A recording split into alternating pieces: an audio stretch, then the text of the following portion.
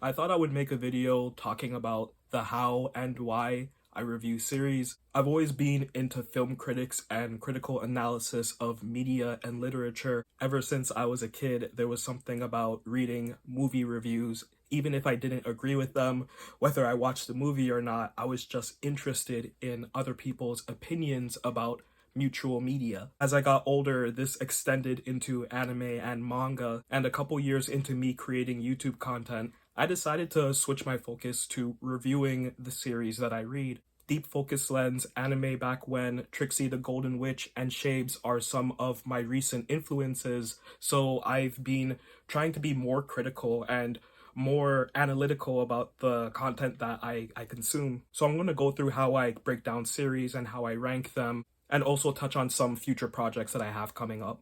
If I rate a series 1, 2, or 3, it means that it is not good. I do not recommend this series. Usually it could be something that was cancelled early for good reason, or it could be a story that just kind of falls apart over time. Basically, 1, 2, and 3 are series that you should not waste your time on. Sometimes I'll purposefully read a bad series because I may have a different opinion of it, right? Maybe I like it. Maybe the art stands out.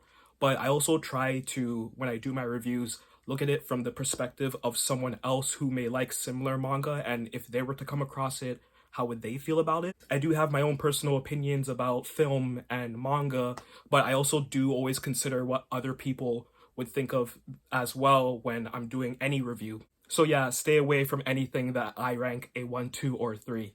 4, 5, and 6 is mid. I would recommend mid. There's nothing wrong with mid. If you're into battle shonen, then something like Gachiakuta, which I usually rank 4, 5, or 6, yeah, read it. You'll probably like it.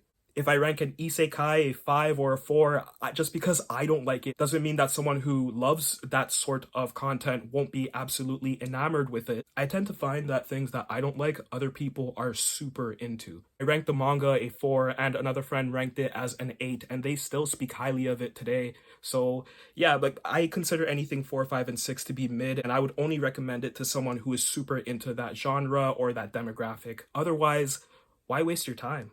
7, 8, and 9 is where you recommend these series to normies, to hardcore otaku, to someone who wants to get deeper into anime but they don't know where to start when it comes to something they're not used to watching. 7, 8, and 9 would be Bleach, Naruto, Jujutsu Kaisen, Nana, Who Ran High School Host Club, Berserk, Vagabond, Blood on the Tracks, Dead Man Wonderland. Okay, maybe not the last one. You know what I'm getting at. Basically, series that normies love, anime and manga that have transcended their media format, anything that you can read and say whether I liked it or not, I didn't waste my time. I know why it's popular. I know why it's critically acclaimed. This is definitely something you can recommend to anybody. I feel like I have pretty normie taste. I consume a lot of stuff, which is why I get into niche series sometimes. But generally speaking, my opinions on all of the heavy hitters in anime and manga is pretty consistent with other critics. That being said, I do think certain series can't be weighed against one another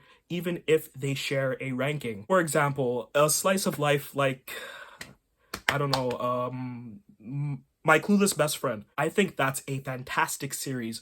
I'd give it an 8 or 9 consistently. The anime and manga are very good.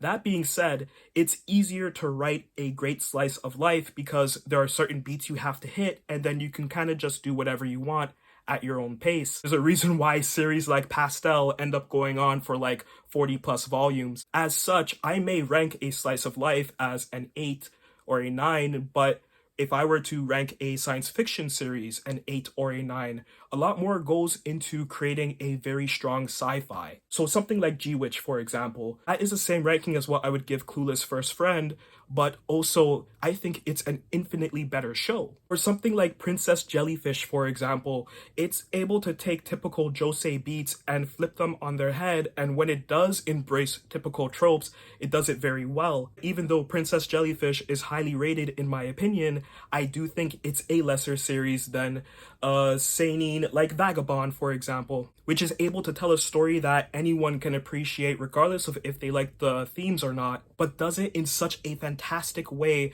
that, again, it transcends its genre, its demographic, and its medium. I tend to go more into detail with each video, why I'm giving it the ranking that I do, but that's just generally how I like to rank series on my channel. 7, 8s, and 9s are always going to be the series that I would recommend to anybody. I don't do many 7, 8s, and 9s because what more needs to be said about masterpieces? This coming year, I will be focusing more on the highly rated, critically acclaimed series of anime and manga. I still do like focusing on newer series, especially newer manga in the Jump Plus app, but a couple of good ones have finished up this year or they're entering their final arc, so I think I want to expand what I'm doing on the channel a little bit more. And yes, I will be doing 10s soon. I have a couple 10s that I started earlier this year and one long form video that's taking me a lot longer than expected, but I'm hoping to put this longer, more ambitious content out, and I would love to be able to cover more masterpieces, especially a modern series, a series that came out pretty recently that I think is easily one of like the top 20 anime of all time.